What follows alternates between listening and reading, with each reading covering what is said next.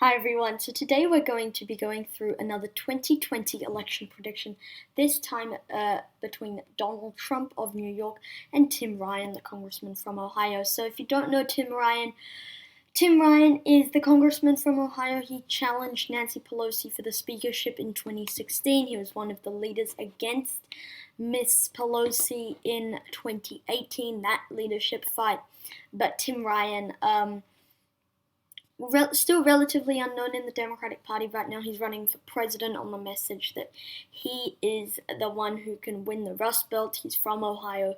He's the one who can defeat Donald Trump in this critical area for Democrats in 2020. So let's go through this 2020 prediction. Tim Ryan we see winning Washington, Oregon, California, Hawaii, New Mexico, Illinois, Vermont, Massachusetts, Rhode Island, Connecticut, Delaware, Maryland, the District of Columbia, New Jersey, New York, and that first district in the state of Maine. That gets Tim Ryan up to 188 Electoral College votes.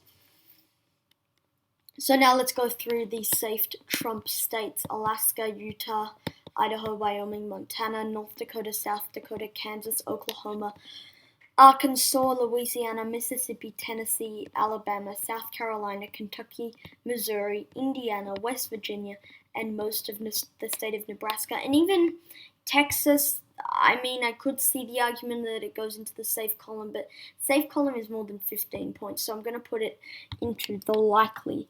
That's the likely Republican column there with Texas.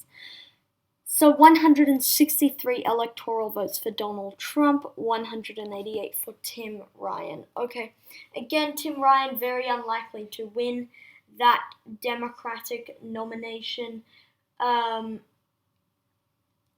you know it's definitely I guess a possibility, but not really. I mean, there is a chance. He stands out at the debate, but it's very, very, very not gonna really happen. I'm just doing this because why not? He might have a moment, if you will, like Pete Buttigieg did, like some would argue Elizabeth Warren is kind of having right now, like people like Beto O'Rourke when he was running in Texas. But at the end of the day, these moments of like media love, I guess, do fade out. It was Beto O'Rourke, it was then Kamala Harris, Pete Buttigieg, and now it's kind of moving on to, Elizabeth Warren.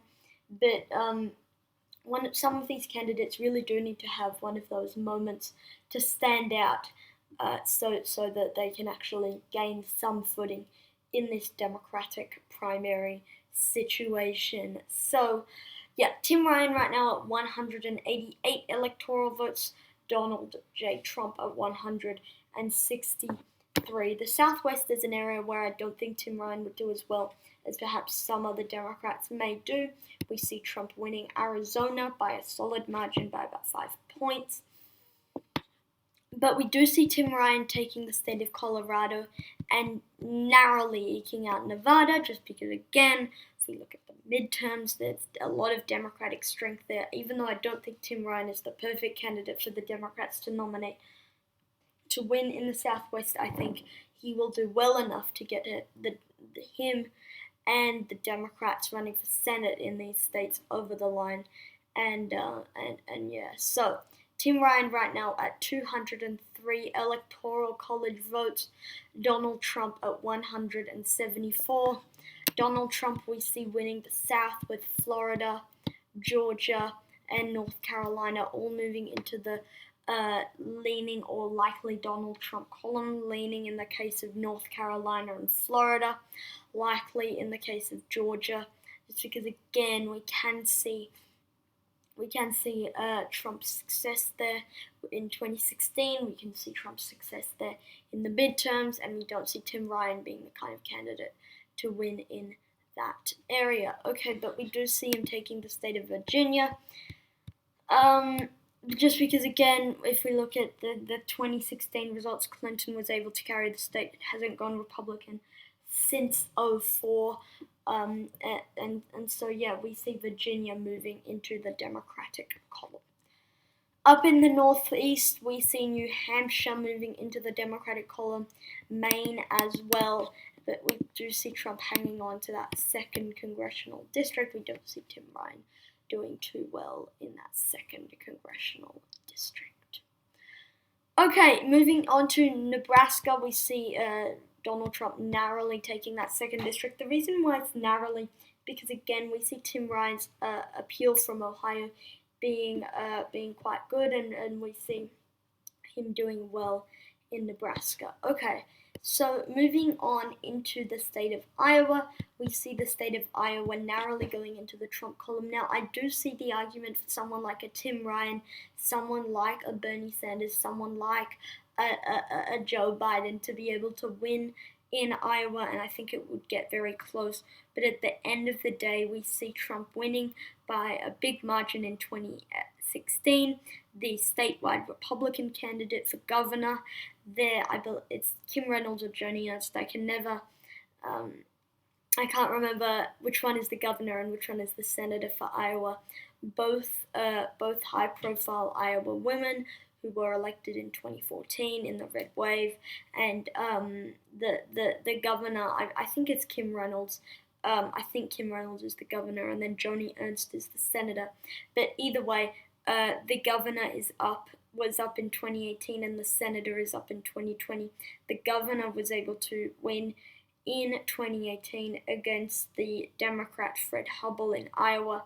We see Republicans continuing their success in Iowa in the recent elections. Okay, moving into Ohio. This is Tim Ryan's home state. We see Ohio moving into the Tim Ryan column. He's popular there, and even though Trump does have strength there, we do see Ohio narrowly moving into the Tim Ryan column, just because, again, it is his state, and he is popular there. So yeah, and as predictably, if Ohio is going, Pennsylvania is probably going as well.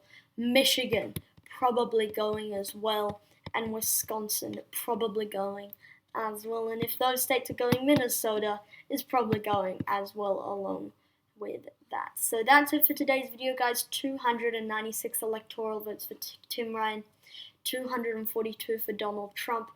Tim Ryan picks up Ohio, Pennsylvania, Michigan, Wisconsin, and so those are the states where he does better than Secretary Clinton. So thank you for watching, and I hope you have a great day. Good night.